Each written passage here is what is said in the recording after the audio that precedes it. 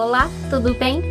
Eu sou Isabela Ribeiro, especialista BIM na FF Solutions, e hoje nós estamos aqui para falar sobre 8 dicas que podem melhorar a sua produtividade no AutoCAD. Então, se esse é um assunto que te interessa, não deixe de curtir esse vídeo, compartilhar com seus amigos e também seguir a FF Solutions nas redes sociais. Vamos ver essas dicas.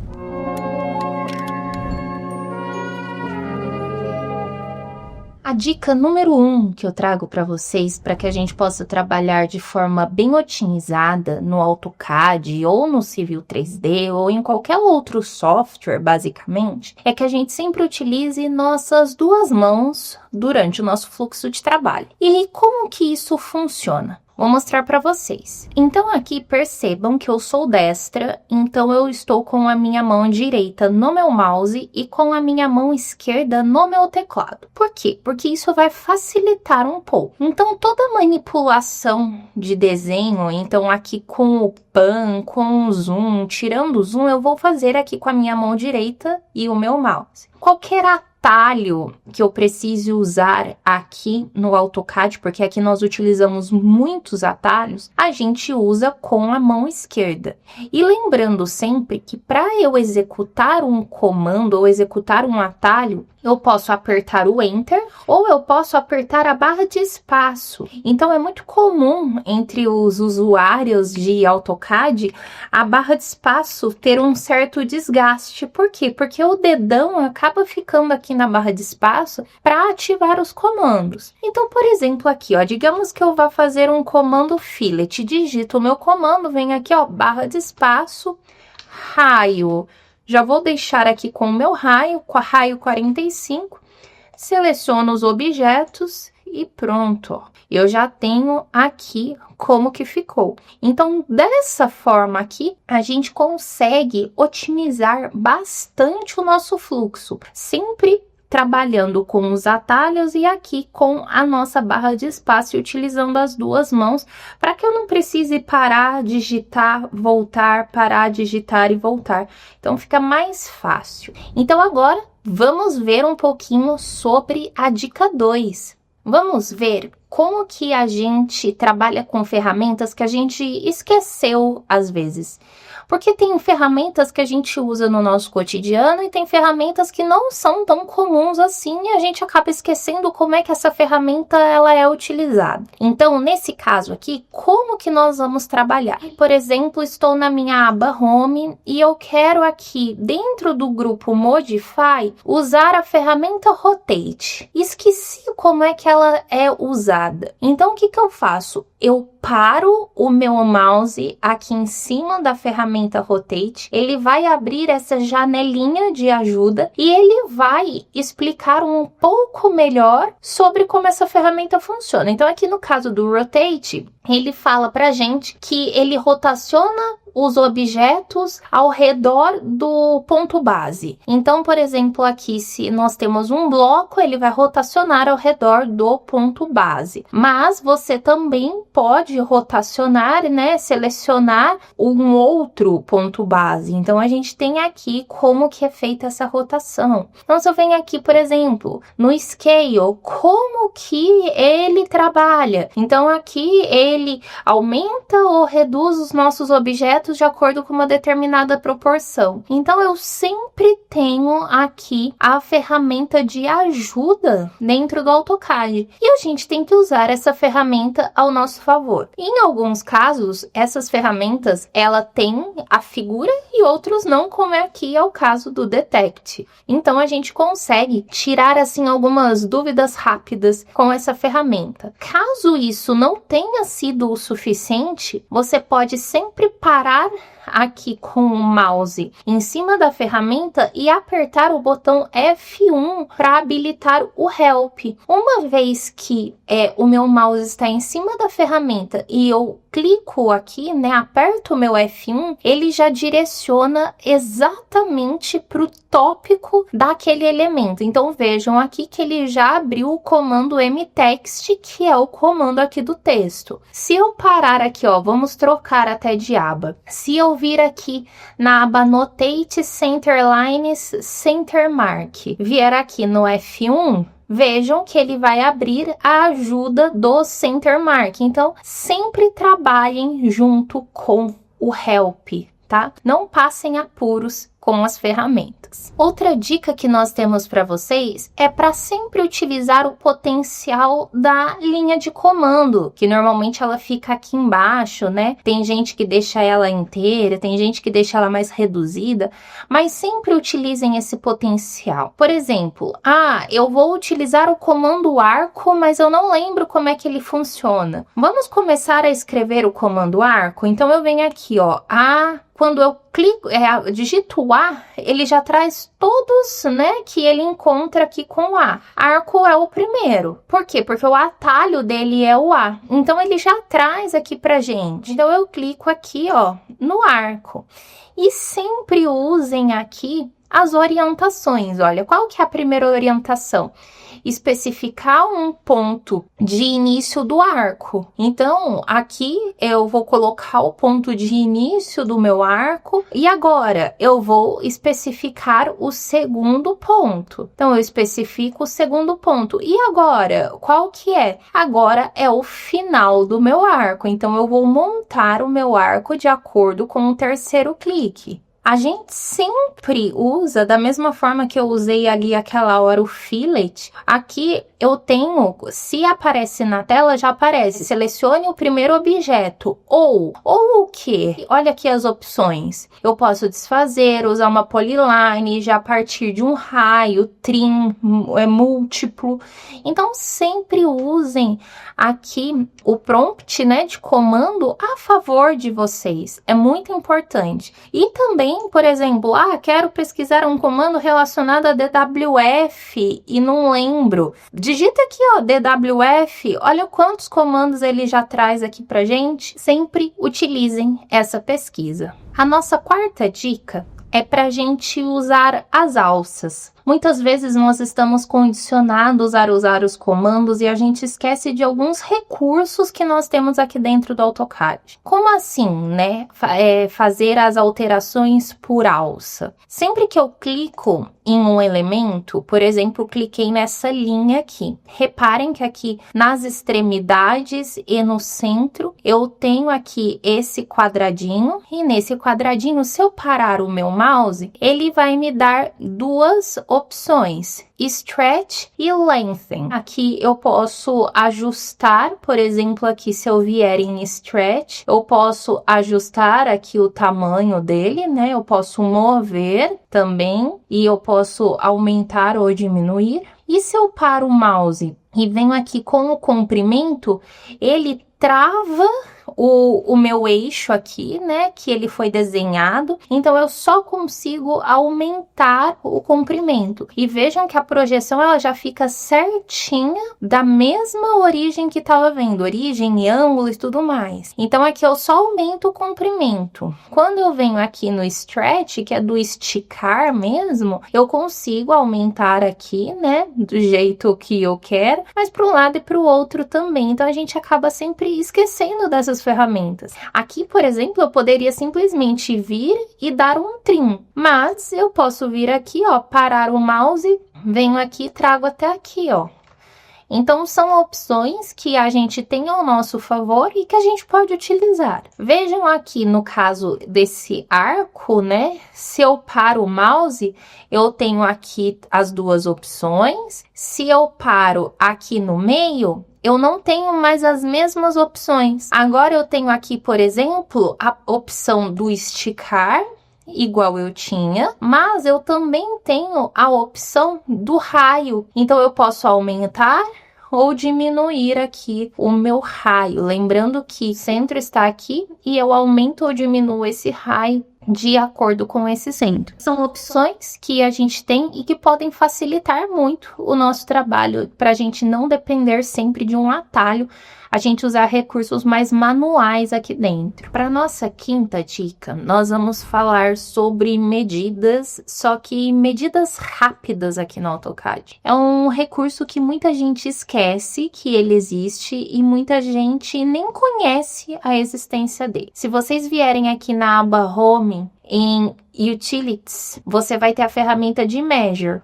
que é a ferramenta para a gente tirar uma medida. Só que se eu clico aqui, eu tenho distância, raio, ângulo, área, volume, mas eu também tenho Quick. Para que serve esse Quick Measure? Se eu habilito o Quick, vejam que eu sempre vou ter uma medida no meu mouse. Então aqui nesse caso, vejam que aqui no canto ele já reconheceu que é um canto de 90 graus, então ele já fez o desenho e ele já me dá as medidas aqui, olha, sem eu precisar colocar a medida. Então, eu tenho aqui 1.200 por 6.666,67. Se eu paro aqui dentro, ele vai pegar a referência. Então, vejam aqui que ele tá pegando a nossa cuba, o lavatório, e aqui eu tenho 1.900 por 2.100. E ele já reconhece os dois cantos como sendo de 90. E aqui ele sempre vai pegar as duas linhas mais próximas, né, de acordo com a posição do meu mouse, para ele tirar essa medida. Então esse é um recurso que às vezes a gente quer só fazer uma verificação e não precisa nem colocar uma cota. A gente só precisa utilizar esse recurso de Quick Measure, tá bem? Passando para nossa sexta dica, ela é uma dica que muita gente usa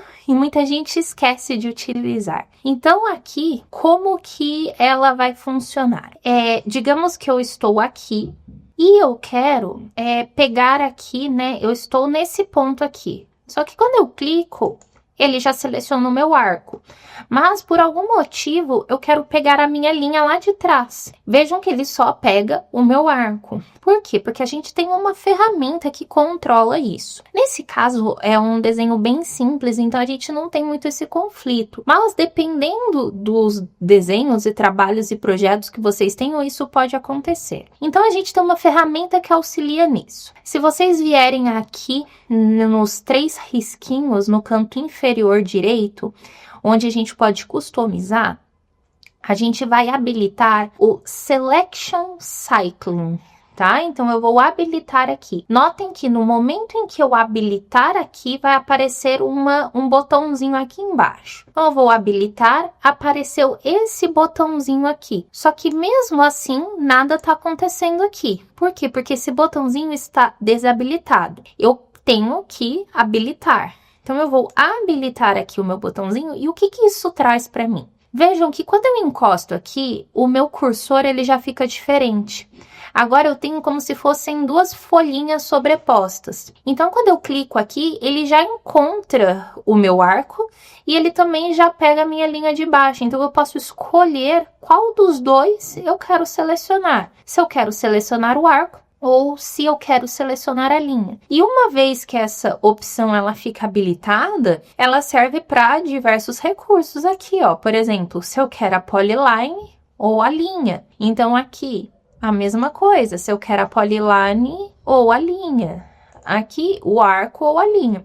Então, sempre que ele encontrar linhas sobrepostos, antes dele selecionar, ele vai perguntar o que eu quero selecionar. Então, aqui, como são 2 linhas, qual layer que eu quero, né? Então, qual deles? E essa opção ajuda bastante quando a gente tem desenhos mais complexos e a gente precisa trabalhar com essas seleções. Para nossa 7ª e penúltima dica, nós vamos falar um pouquinho sobre os itens que nós temos aqui na aba Annotate, que são as nossas chamadas, as nossas linhas de chamadas. Então, nós vamos ver como é que a gente pode configurar essas linhas para que a gente tenha vários tipos e que isso possa otimizar o nosso projeto. Então, para isso, a gente vem aqui na aba Annotate, no grupo Leaders, e daí eu clico aqui nessa setinha diagonal e eu vou criar um novo estilo. Então, eu vou criar aqui o estilo Dica 7.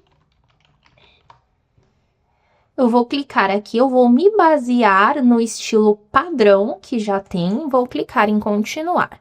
Então vamos lá, né? Nós temos aqui 3 abas. Nós vamos começar aqui pela primeira, que é aqui a aba General. Qual que é o tipo? Então, eu quero uma linha rígida como essa, eu quero uma spline, né? Eu quero que ela faça curvas ou eu quero sem linhas? Eu vou fazer uma bem diferente, eu vou fazer uma com spline. Aqui, qual que é o tipo que eu quero para essa minha linha? Vou colocar aqui um tipo de tracejado. E aqui agora eu vou escolher um símbolo para essa minha linha. Bom, vou escolher aqui o símbolo do quadradinho preenchido, eu quero ele diferente. E o tamanho, vou deixar aqui com 3, tá?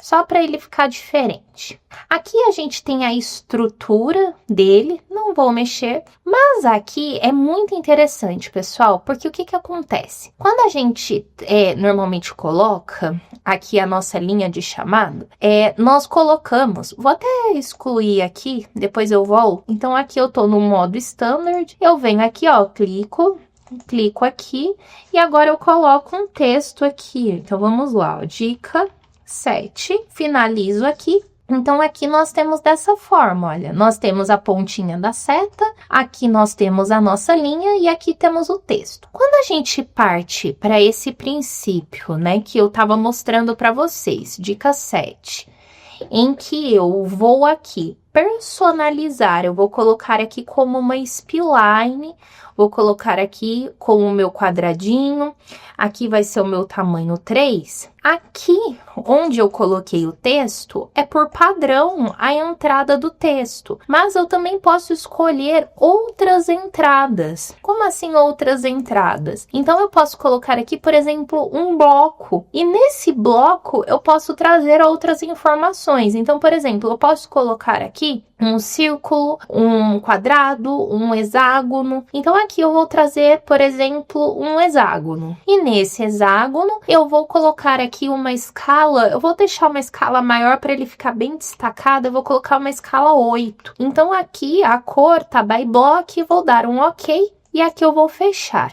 Agora, se eu venho aqui em Multileader, venho aqui e seleciono a dica 7, vejam que ele já não está mais travado, como aqui a linha, eu tenho uma spline, e nessa spline eu posso, como ele é um bloco, ele já pede um tag, então eu já posso trabalhar com tags aqui dentro. Então aqui, por exemplo, vai ser a minha tag 26, ele já trouxe aqui para mim, olha. Então eu já tenho aqui a minha tag 26 e aqui dessa forma. Então, aqui eu já consigo mover, né? E eu consigo fazer todas as modificações. Bom, pessoal, e para a gente finalizar agora, nossa 8ª dica é a respeito da nossa plotagem. Então, se eu venho aqui na minha aba Layout, aqui embaixo, a minha câmera, ela provavelmente vai estar tampando aqui, mas quando a gente vem na opção do Layout, nós temos aqui nossas opções. Sempre que nós vamos exportar, a gente tem que escolher opções para essa nossa exportação. Então, se eu venho aqui em cima na aba Layout, eu tenho como configurar as páginas. Então, o que a gente economiza muito tempo é já ter essas páginas pré-configuradas. Então, eu posso criar uma nova aqui, eu posso colocar aqui o nome, então vai ser dica 8. Opa, aqui foi o 9, o 8. E aqui eu já deixo exatamente as configurações que eu quero. Qual vai ser aqui a minha impressora? Então, se eu vou imprimir aqui DWF, se eu vou fazer DWG to PDF. Aqui você escolhe, né, a que você está acostumado a utilizar. Aqui já deixa configurado o tamanho do papel. Aqui qual que vai ser a área de plotagem, qual vai ser a escala dessa plotagem. Então, a gente sempre já deixa tudo pré-configurado, porque uma vez que já está pré-configurado, eu simplesmente venho aqui, né, por exemplo, se eu vou plotar uma prancha A0, A1, A2, A3, ou até mesmo uma A4, eu já deixo todos os tamanhos pré-estabelecidos aqui, para que no momento que a gente precise utilizar aquele padrão, a gente só clique aqui e selecione aquele padrão. Então, isso é muito simples. Então, eu venho aqui, seleciono o meu padrão e pronto, tá definido aqui. Eu não preciso ficar perdendo tempo com configurações. Então, essa daqui é uma configuração importante, justamente para que a gente otimize nosso trabalho e não perca tempo fazendo cada vez a configuração necessária. Tá joia? Eu espero que essas dicas possam te ajudar muito a melhorar o seu desempenho com o AutoCAD. Se você gostou desse conteúdo, não deixe de curtir o vídeo, compartilhar, deixar seu comentário e também se inscrever no canal para não perder nenhuma atualização. E também nos siga nas nossas redes sociais. Até a próxima!